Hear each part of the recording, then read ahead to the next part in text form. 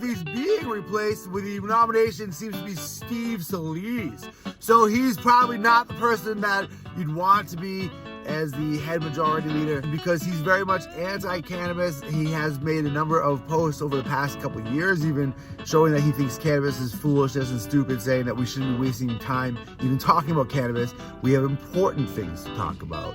More or less is what his sentiments have been. And now, so he's the Senate Majority Leader isn't good news because we're already not getting anywhere with the Senate. They don't want to pass even the SAFE Act, or the SAFER Act, which provides for the banks protection so they can work with cannabis companies. That hasn't even gotten passed. It's only protecting the banks. It's not even protecting anybody that's not a bank. And you would think that they would be looking to protect the banks, but they don't want cannabis in the economy for some reason.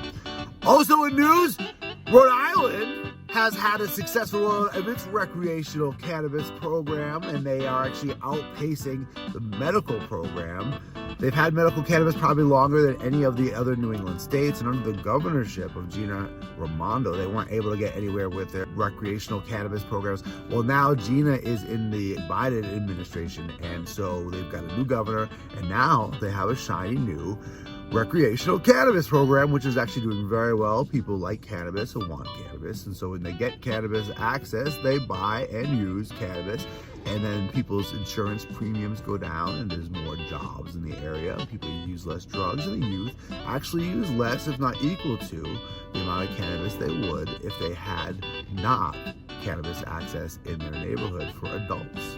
Also in news, former drug czar and DEA people and government insiders are warning about rescheduling cannabis from a class 1 to a class 3. I think nobody wins if that happens, because if that wins, the pharmaceutical companies will probably take full access of all cannabis.